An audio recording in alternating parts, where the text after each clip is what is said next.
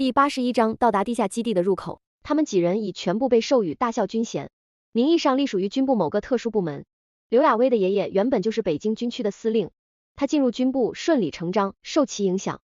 刘亚威、刘亚梦、王战等人也被破格提拔为大校，就连苏悠然也戴上了这顶军衔帽。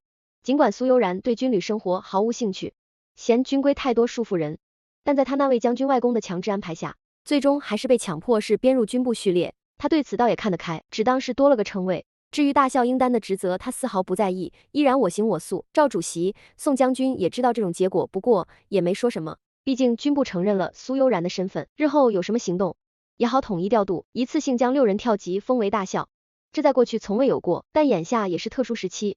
如今连人类文明是否能延续下去都成了未知数，其他规矩就显得无关紧要了。如果现在需要这6人直接晋升为大将军衔，只怕军部也不会迟疑分毫，在存亡边界，所有虚名都是浮云。安晨宇带着这6位异能士兵乘机离开北京，目标埃及。当飞机降落在开罗机场，刘亚威、罗蒙、罗浩天3人望着窗外熟悉又陌生的城市，内心五味杂陈。没想到这么快又回到这片土地，尽管这次并不打算进入沙漠，但他们要前往的地方恐怕比沙漠还要危险千百倍。从他们身上每天要测试的各类装备就能看出，这次任务的危险程度远超以往。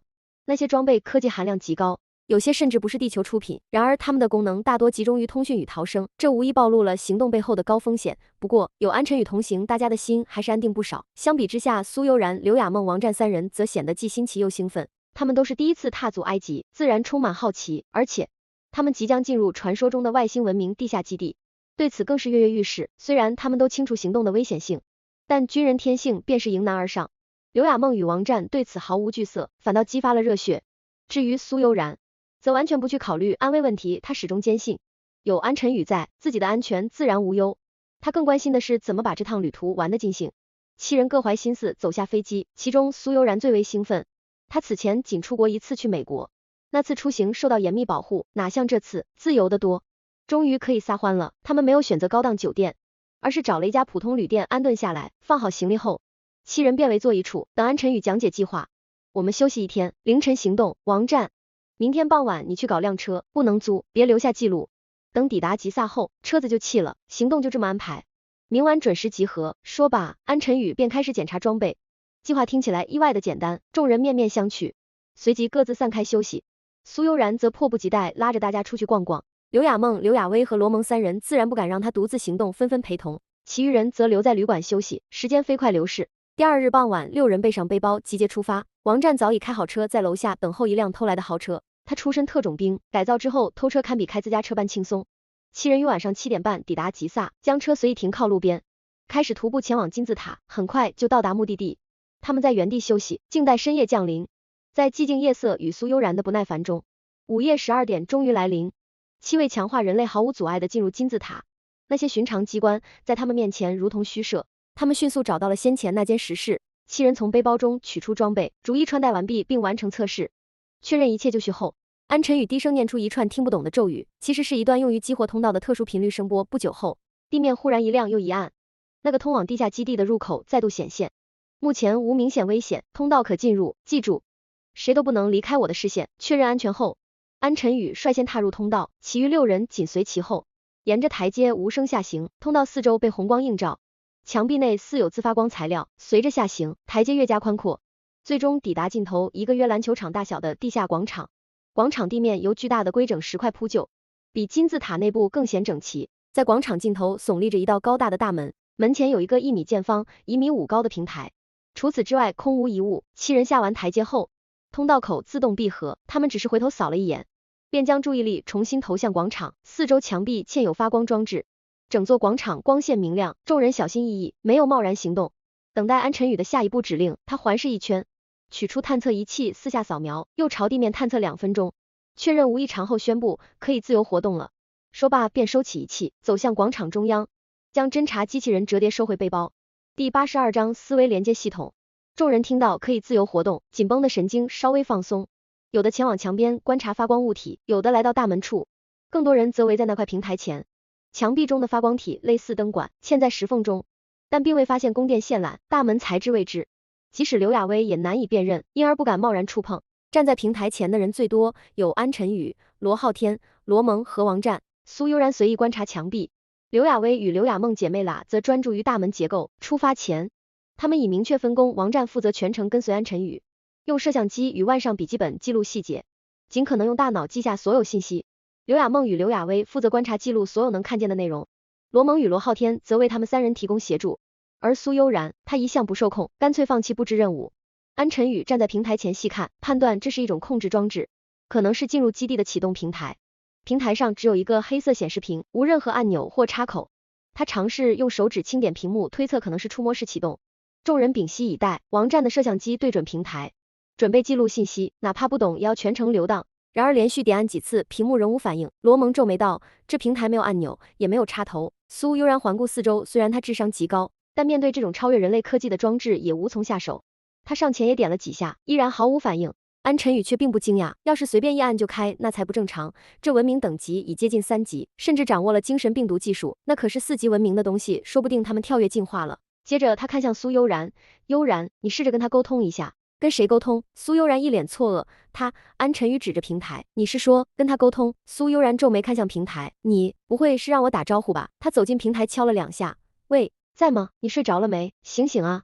众人一边憋笑一边看他一本正经的沟通。安晨宇解释，别用说的，用思维，他听不见你的话，你的思维链接区已经开启，应该可以交流。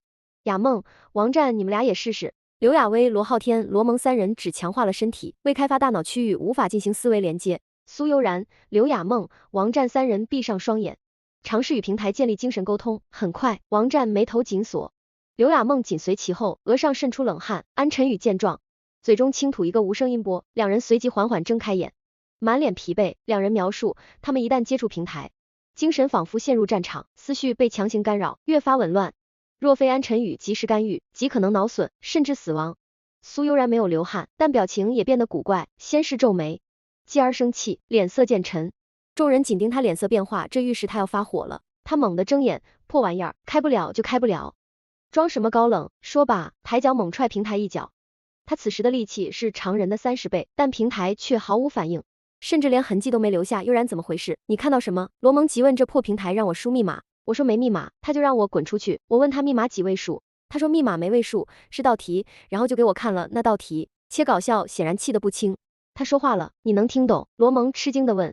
83章，华丽的地外文明思维系统。他没有说话，而是用思维直接交流的。怎么说呢？虽然不知道怎么形容，但我们彼此都能明白对方的意思。苏悠然努力解释着那种超越语言的沟通方式，以你的智商也解不出那道题。刘亚梦显然不信，毕竟他跟苏悠然一同训练了4个月，深知这个少女的天赋有多可怕。若连她都解不开，那地球恐怕无人能解。那根本不是什么普通的数学题或物理题，别说解了，我连题目到底要问什么都没看懂，全是些复杂的3维数字，还有很多从没见过的符号。就算你把答案给我，我也不知道该把它填在哪里。这题想做出来，估计没个几百年是不可能的。苏悠然无奈地耸了耸肩，众人听完他的描述，面面相觑，心中震撼不已。这得是怎样高级的文明，才能提出连苏悠然这种被改造后智商已达300的人都无法理解的题目？地球上还有谁能解？也许只有那位真正非人类的存在，安晨宇。只见安晨宇淡笑一声说道，这种人工智能有趣吧？我先把机器启动。话音未落，他闭上了眼睛，不出2秒，平台的屏幕上便亮起柔和的白光。在平台上方大约1尺的位置，浮现出一个篮球大小的3维光球，由5颜6色的光线交织而成，缤纷绚烂。这些光线以极快的速度在球体表面追逐变换，远远看去仿佛一个流动的彩色星团，近看才能发现那些细致光线在不停地变换轨迹。安晨宇一把拉过刘亚薇的手，伸进了光球，他一愣，正要转头询问，就猛地惊呼一声，哇，这是什么？太漂亮了！话音刚落，他便闭上了眼睛，沉浸其中。看到这一幕，苏悠然立即伸手探入光球，也忍不住欢呼，好漂亮啊！谁设计的这个？太好玩了！紧接着罗蒙、罗浩天也纷纷伸手尝试，其余几人对视一眼，也都将手伸入光球中。一入光球，刘亚薇等人脑海中顿时浮现出一幅极为震撼的景象，仿佛进入一个沉浸式思维空间，脚下和头顶皆是深邃星空，四周被划分为12个相等区域，每个区域内漂浮着一个足球大小的光球，这些光球以不同的颜色、不同的轨迹高速移动着，在空中留下短暂而精致的光轨，绘出宛如艺术品般的残影图像。虽然光轨在0点几秒后就会消失，但因为速度极快，构成的视觉图案却连绵不断，美得令人窒息。与现实中双眼所见不同，在这个思维空间内，每人仿佛拥有12对眼睛，能同时从多个角度全方位观察这12个光球的演化过程。这种视觉体验比现实中任何烟花秀都要震撼100倍，众人沉醉其中。忘却时间，这时耳麦中传来安晨宇的声音：你们可以尝试开启任意一个光球进入查看。几人一分神，便开始试验，有人选择了黄色光球，有人选择绿色或紫色，各自依喜好选择。看到这些题目了吧？耳机中又响起了苏悠然的声音，他笑着说：你们也可以试试做一做。呵呵呵。然而几人刚一打开光球领域，便立刻明白了苏悠然为何会大笑。这些题目根本无法用地球人的思维逻辑解读，无论是内容、表达方式，还是提设目标，完全超出人类理解的范畴。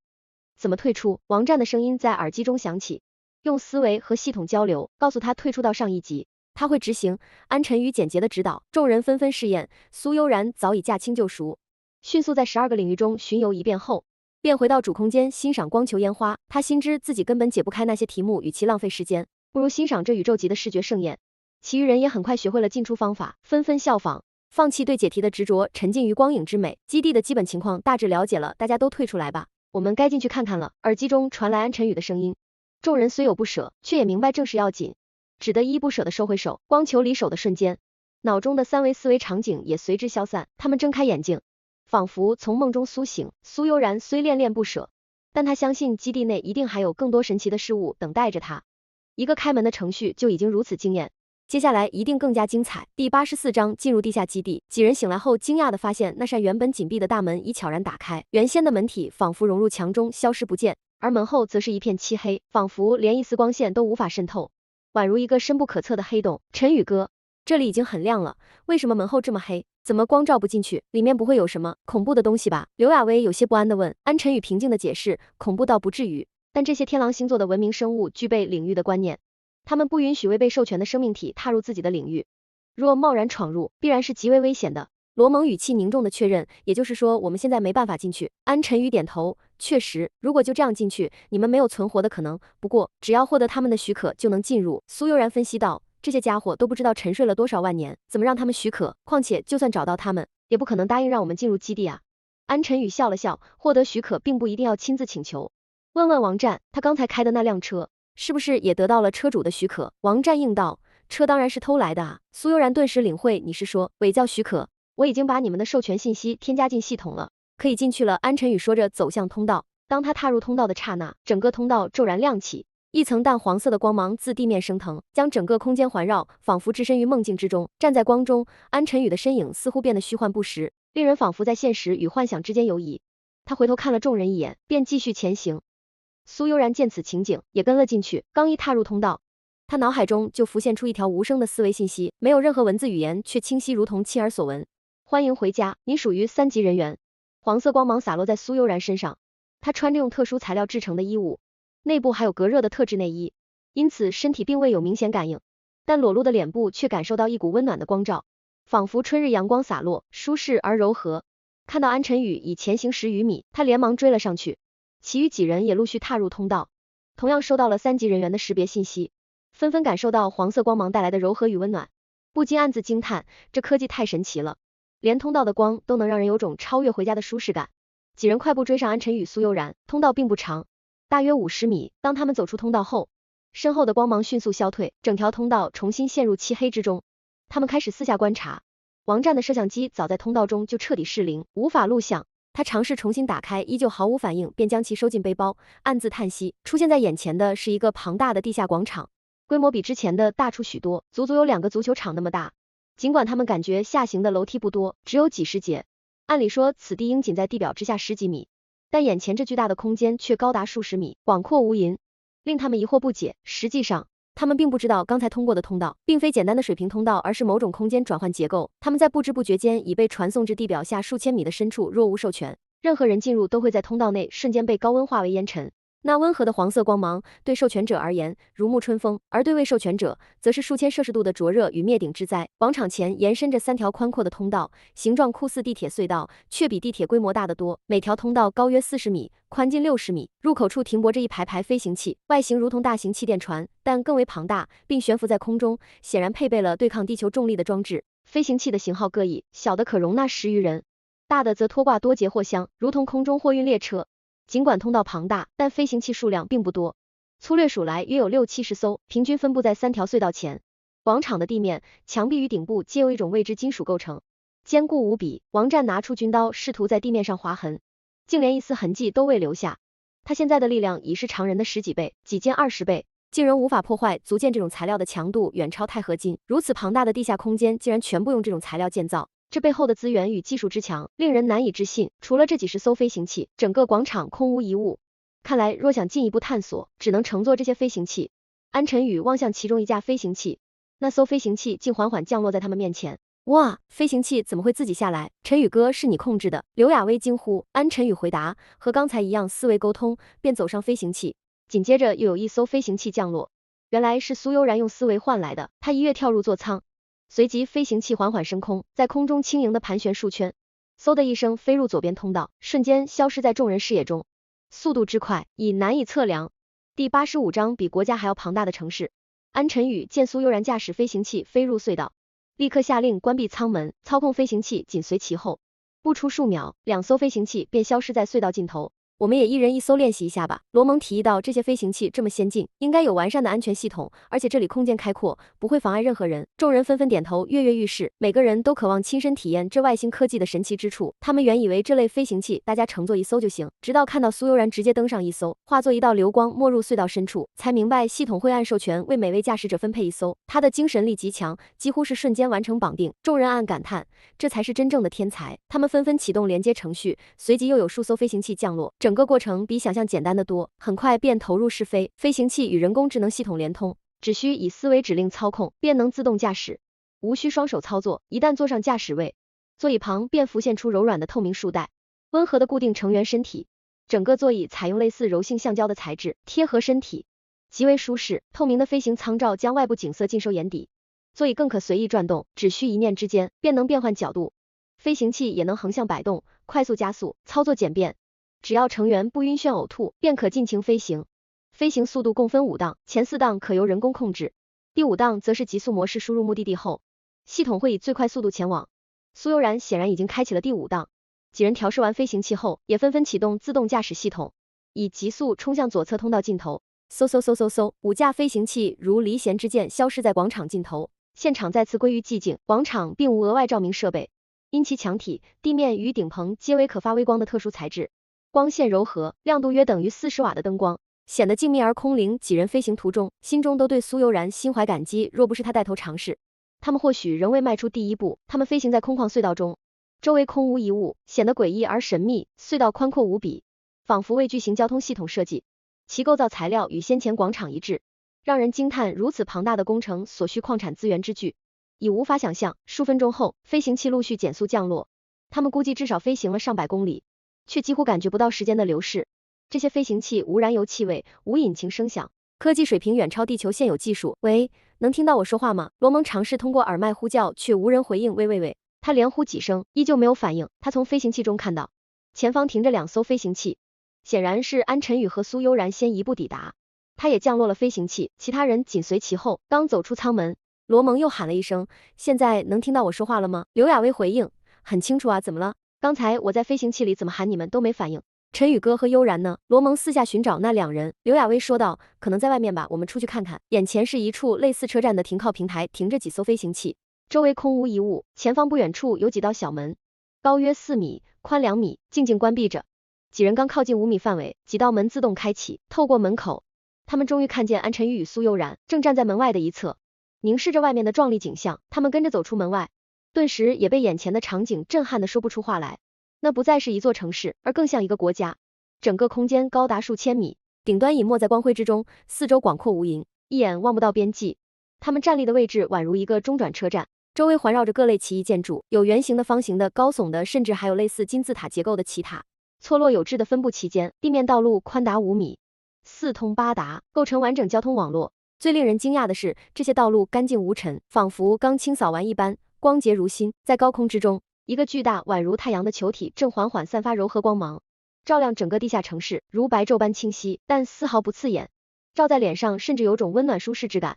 整个城市的气息犹如净化实验室般纯净无污染，空气中无风，却清新至极，仿佛大山清晨的第一缕空气，令人身心舒畅。城市地面与建筑使用的材料也与前面广场如出一辙，是那种坚硬的连王战的军刀都无法划痕的金属，让人不禁疑问，这些金属从哪里来？难道他们将地球资源挖空了吗？刘亚威一边望着那些飞行器，一边问道，陈宇哥，那些飞行器怎么都只有几个人的位置，连按钮和屏幕都没有？第86章，混乱的天狼星座文明等级，那是他们的内部飞行器，不需要按钮，只要简单的操作就行了。它是直接连接主计算机 AI 系统的，如果被偷或者遗失，里面也什么都没有，只是一个普通的内部交通工具，所以它根本不需要程序按钮或者屏幕这些复杂的装置。安晨宇一边观察四周，一边解释着。罗蒙问，那他们为什么要建这么长的通道，足有上百公里，岂不是浪费很多材料？安晨宇摇头，那并不是普通的通道，那是进入这座城市的唯一通道，是一个缓冲区。如果外面有他们无法应对的生物入侵，这条通道就会启动各种防御机制，实质上相当于外环战场。至于材料嘛，他撇了撇嘴，谁知道是哪个家伙教会了他们空间折叠技术？刘亚威惊讶地问，整个通道本身就是一个防御领域。安晨宇说着，抬头看了眼天上悬浮的发光光球。当然，如果你们没有被主计算机系统授权，那刚才乘飞行器进来时就早被打成灰了。罗浩天也开口了，安大哥，你刚才说的空间折叠技术是他们自己研发的吗？安晨宇耐心解释，他们的文明虽然接近3级文明系统，但还没真正达到3级文明的水平，所以还无法实现星际移民，但他们的技术中却有很多属于3级、4级甚至5级文明的东西，空间折叠技术更是6级文明才有能力开发和掌握的。像这种数量庞大，材料又不是地球上的东西，不可能是地球原产的，一定是从外星开采后运输来的。如果没有空间折叠技术，根本无法将这些材料带来地球，而这种技术绝不是凭空就能开发出来的。显然有高等文明介入，帮助他们跳跃了文明进程。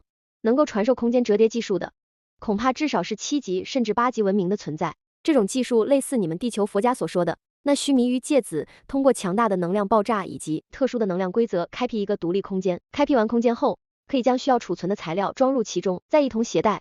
一般6级或7级文明才会将这种技术用于材料运输，直到9级文明才会出现能单个生物运用这种技术的情况。毕竟这种技术对能量的需求极大，6级以下的文明根本控制不了。你们所谓的佛祖，其实也是宇宙中一种特殊的文明形态，他们拥有10级文明系统，其佛领域便是他们自我开辟的空间。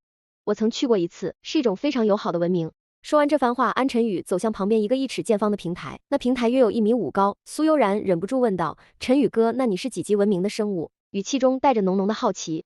我啊，安晨宇笑了笑，我已经是12级文明，整个宇宙中真正能威胁到我的东西也就只有一种了。他话音刚落，身后2米处的地面突然打开，7台小型漂浮器缓缓升起，这些漂浮器的底盘大约1米见方，悬浮在地面10厘米的高度，每台上方有一个1尺见方的平台，高约1米，类似笔记本电脑的屏幕。安晨宇回头看了看这些漂浮器，苏悠然已经跳上其中一台，平台自动上升到他胸口位置，底盘弹出一张支架椅，他坐了上去，平台背后缓缓升起，屏幕与他视线呈60度角，方便观看。屏幕上随即显示出一张动态地图，可不断分层深入。安晨宇也跳上一台漂浮器，刚坐稳，屏幕就完成了调整，而苏悠然的漂浮器已经冲了出去。起初速度如骑自行车，30米后便如汽车般飞驰，几秒钟后，他的身影已消失在笔直的通道尽头。苏悠然当然不傻，他知道如果真的有危险，安晨宇绝不会放任他乱来，既然他没阻止，那说明自己是绝对安全的。安晨宇此时正专注查看屏幕上的地图信息，完全没有担心的意思。其余5人见状也纷纷跳上漂浮器，刚开始没有反应，他们立刻反应过来，这也是用思维控制的，只要脑中发出连接指令，平台便开始升起，座椅随之弹出。他们坐上去后，屏幕显示出分层地图，右下角还有实时坐标标注当前所在位置。他们一边查看地图的复杂结构，一边惊叹这座城市的庞大规模。这时，耳麦里传来苏悠然激动的声音，你们快来，快点，这里简直是天堂，太美了，根本无法用语言形容。几人立即调出右下角区域地图，看到了6个亮点聚在一起，还有一个亮点位于右上方不远的位置，那显然就是苏悠然。他们立刻设定导航目标，让漂浮器出发。漂浮器有3档速度，第1档速度相当于变速自行车，第2档相当于法拉利跑车，第3档则为自动导航，只需确认目的地，漂浮器便自动选择最佳路径，以最快速度前进，具体速度无法估计，但至少堪比装有涡轮增压引擎的跑车，甚至可能更快。第87章基地中的原始森林，几个人最初使用的是第1档速度，虽然慢，但迎面吹来的风让人感觉很舒服。当速度提升到第2档时，底盘上升起了一个透明方形护罩，把整个平台和人都罩在了里面，顿时感受不到一丝风。刘亚威好奇苏悠然究竟看到了什么，便直接点了地图上苏悠然的亮点，启动了第3档速度，转眼就消失无踪。其他几人心里也明白过来，他们本就是聪明人，甚至还有人经过脑力进化，于是也都纷纷调到第3档速度，很快就消失在原地。安晨宇并未阻止他们，也没有跟上去，而是继续坐着查看整张地图。他将所有区域逐一点击确认，又抬头看了眼天上的光球，随后身体缓缓升空，飞至光球旁边，取出一个仪器进行了探测。完成后，他慢慢降落，坐上漂浮器，前往与苏悠然等人会合。刘亚薇他们先一步抵达目的地，看到苏悠然正站在一旁观察，他已经下了漂浮器，正望着前方出神。众人顺着他的视线看去，也都惊呆了。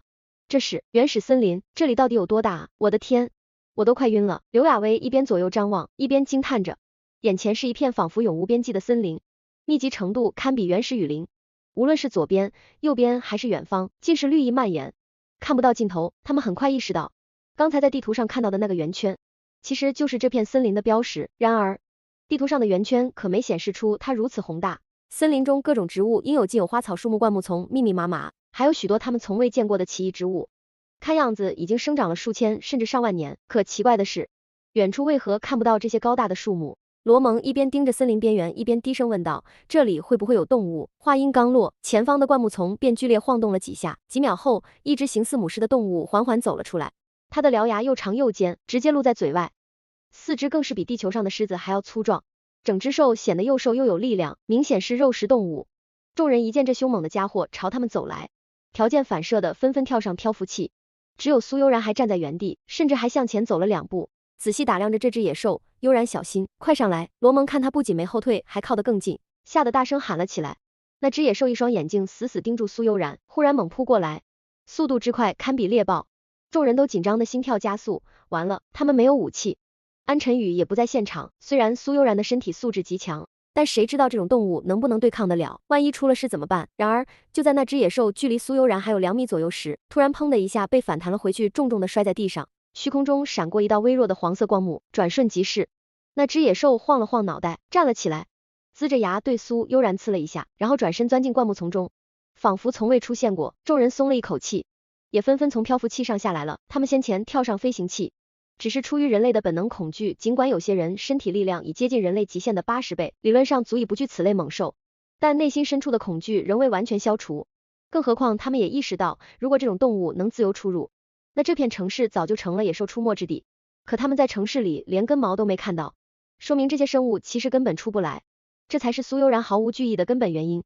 大家都佩服苏悠然的胆量，以为他能战胜恐惧，实际上他们想错了，苏悠然不是不怕，而是早已得知这些动物根本出不来。原来就在他们到来前，苏悠然曾试图走进森林，想采几朵花，结果刚到金属地板与森林土壤交界的1米处，就亮起了黄光，提示他需要输入进入捕兽区的动态密码。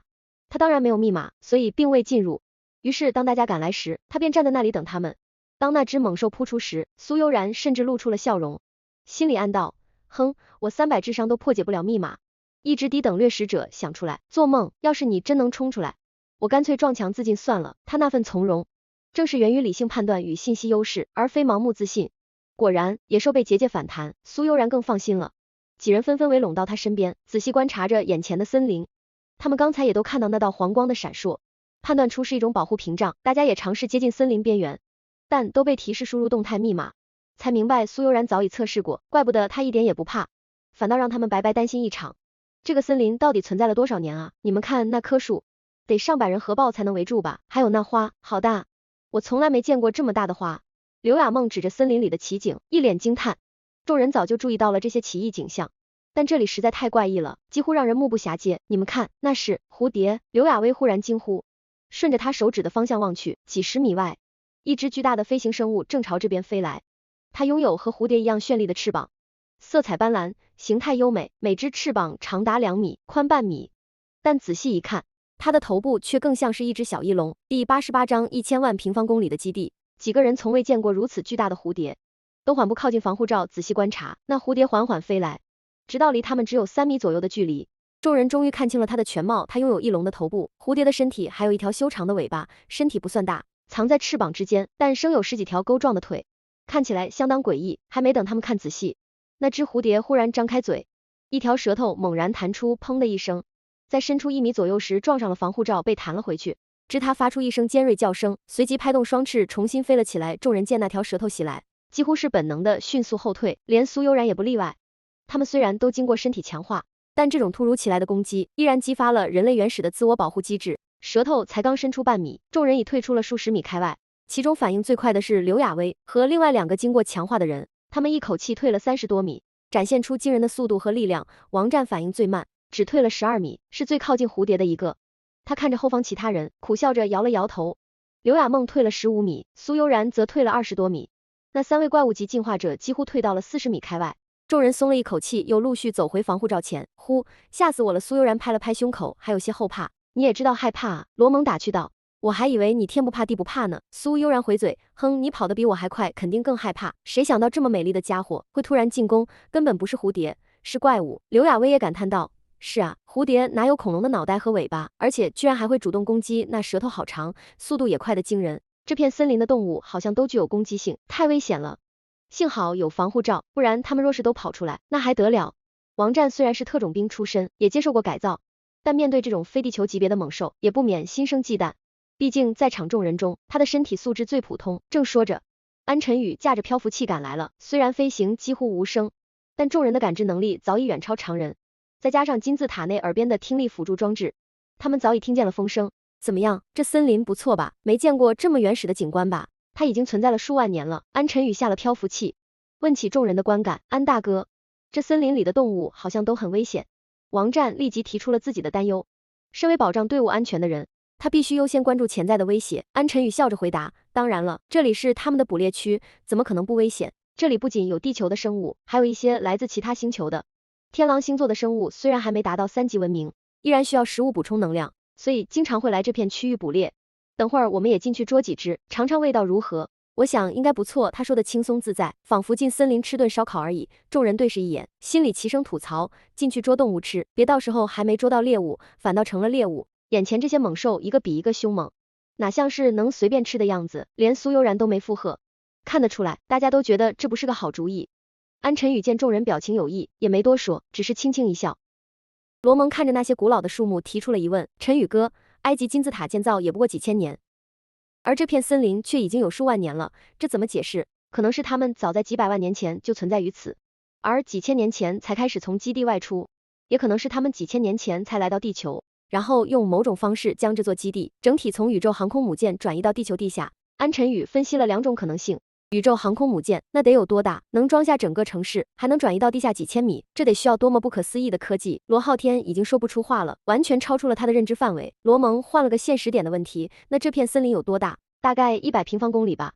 这种森林在整个地下基地里有上万个，是非常普通的一种生态片区。安晨宇看了看仪器上的数据，答道：100平方公里，上万个，那整个基地得有多大？众人一听惊得张大了嘴。整个基地面积大约1200万平方公里。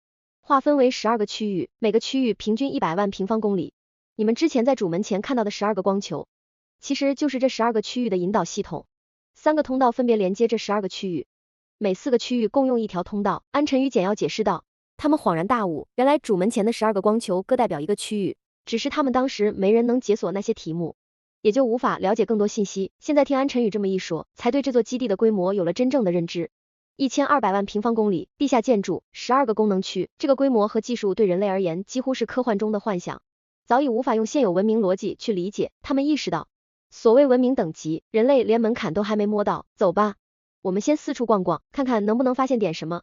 安晨宇说完后，率先登上了漂浮器，几人也纷纷登上各自的漂浮器，准备进入城市区域探索一番。毕竟刚到这里，还没好好看过这座地下都市。安晨宇带着他们以第1档速度缓缓前行。一边飞行一边观察两侧的景象，道路纵横交错，密集繁复，大街小巷连成一体，构建出庞大的城市网络。房屋造型更是五花八门，高的、矮的、圆的、方的，应有尽有。最高的建筑超过200层，最低的只有1层，看起来像蒙古包。所有房屋的门都是紧闭的，没有一座建筑带有窗户，因此完全看不到内部结构。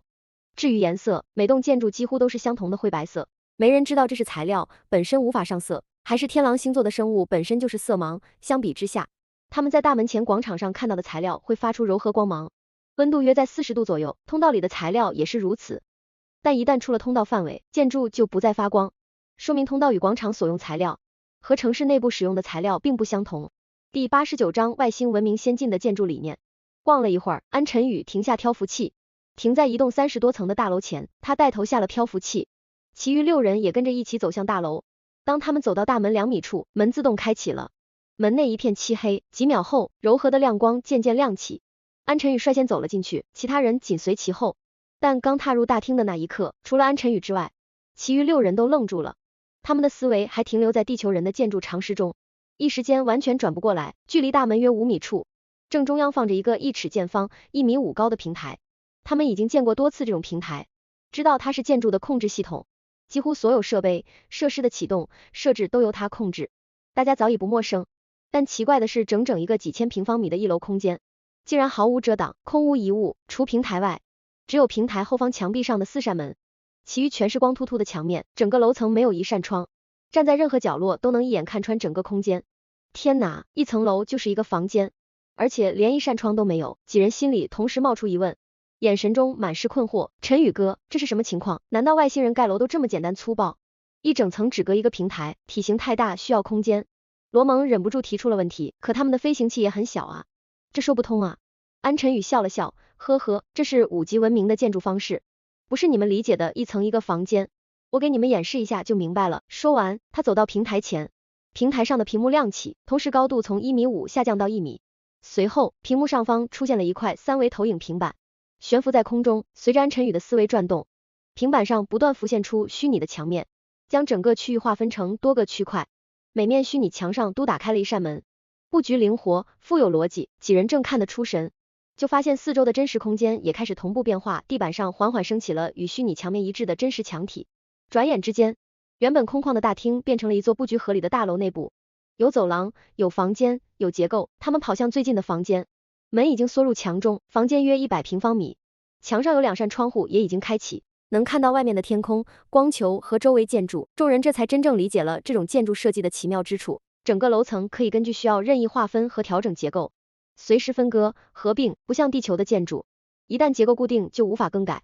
外星人显然已经攻克了地心引力带来的建筑支撑难题，哪怕让整栋楼悬浮在空中也并非不可能。没多久，墙体又缓缓退回地面，窗户也随之消失，整个楼层再次恢复了初始状态的空旷模样。众人这才从震惊中回过神来。罗浩天家中本就从事高科技行业，他看着眼前的一切，喃喃自语，原来科技还能这么用，太不可思议了。安晨宇继续解释道，整座大楼每层都配有一个控制平台，可随意划分空间，每个房间都可以设为独立区域，也可以设为封闭区，只有房间没有门，墙上可以任意开窗，尺寸随意。楼层的顶棚与墙面材料中加入了特殊的发光材料和能量通流装置，可通过语音或思维控制光线明暗，亮度最高可达人类标准200瓦以上，可让整个房间纤毫毕现。不过这一切都必须先获得授权密码，没有密码就无法修改建筑结构，但设定好房间后，房间内部的光线控制就不再需要密码了，可随时调节。他说完，整层楼的光线迅速增强，亮度刺眼，几人纷纷闭眼。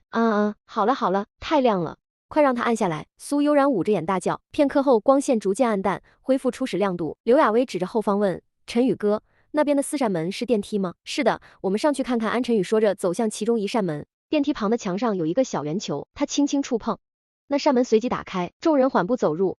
电梯空间比人类的要大，有5平方米，四面墙和顶棚都采用了发光材料，内部明亮整洁。面对电梯门的墙上有一个1米见方的触控屏，不过位置偏低，安晨宇将手按上去，触控屏随之升高，调到适合他操作的高度。屏幕上显示着一些符号，看上去像数字，但既不是阿拉伯数字，也不是地球上常见的字符。安晨宇点下最右边的一个符号，3秒后，电梯门缓缓开启，他转身走了出去，而其余几人还呆呆地盯着屏幕，一时间说不出话来。第90章外星文明的休息园区，走吧，已经到楼顶了，出来看看。安晨宇回头提醒了一句，这么快就到了？刘亚薇有些怀疑地说，但还是跟着走出了电梯，其他人也陆续走了出来。顶层结构与1楼几乎完全一致，空旷无比，看不到外界景象，要不是缺了进门的大门，他们几乎要以为自己又回到了1楼。安晨宇走到楼顶的控制平台前，随着操作，楼墙四周下方缓缓升起一层透明玻璃，同时原有的外墙逐渐收缩上移，这层玻璃干净的惊人，完全照不出人影，几乎看不到一丝杂质，好似根本不存在，但在某些角度下又能捕捉到些许光线的反射，微妙的证明它确实在那里。众人走到玻璃前，向外望去，这栋楼虽然不是整座城市中最高的，但也有近100米的高度，站在此处俯瞰整个城市，视野宽阔，气势磅礴，令人心旷神怡。眼下的城市规模宏大，布局有序，却又极富变化，建筑错落有致，一望无际。在如此宏伟的景观前，众人心中皆翻涌起澎湃情绪。这竟然只是不到3级文明标准的城市，即便混杂了更高级文明的痕迹，也远超人类的能力所及。7人围着四周的玻璃墙环视一圈，个个都有如梦如幻的感觉，当然不包括安晨宇。没人知道他是否还会做梦。城市如此庞大，却空无一人，无一生物，所有建筑沉寂无声。如此规模的地下基地，怎么可能被完全遗弃？实在匪夷所思。晨宇哥，这么大的城市里，为什么一个人也没有？他们都去哪了？这么先进的基地，他们真的舍得放弃？罗蒙望着密集的建筑群，忍不住问道。安晨宇回答，现在还不知道答案，可能要去主计算机那边查查，或许能找到点线索。但按我的推测，他们是有计划的撤离了，很可能是因为星系内部出了什么大事。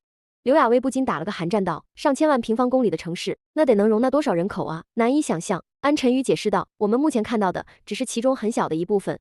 这个城市的空气是由特殊机器制造的，还有光球模拟太阳，提供光和热，水源由系统净化处理，适合所有已知生物饮用。你们看那边，那是花园。他指向远处一片丛林。那不是捕猎区？王战望着远处的林地，疑惑地问。安晨宇笑了笑，当然不是，捕猎区有能量防护罩屏蔽，必须接近到100米以内才会被视觉感知。而你看那片丛林，有参天巨树吗？苏悠然眼睛一亮，对啊，捕猎区里的树动辄50-60米高，而那边的林子，树最多20米。王战继续问，晨宇哥，你是说那片密林就是花园？安晨宇点头，没错，我刚才查阅资料时看到了一些信息，花园是他们的休息区域，同时也是他们的水果种植区，里面种满了花卉、水果和温和的植物。温和的植物，王战紧张地重复一遍，难道还有不温和的？当然有。安晨宇笑了笑，有些植物会喷毒液，释放毒气，有些果实虽然甜美，但含剧毒，还有些植物直接能吞人或吸干人体营养。我估计捕猎区里就种着不少这类植物，要不要去见识一下？呵呵，还是算了吧，我真不想见到那些不温和的植物。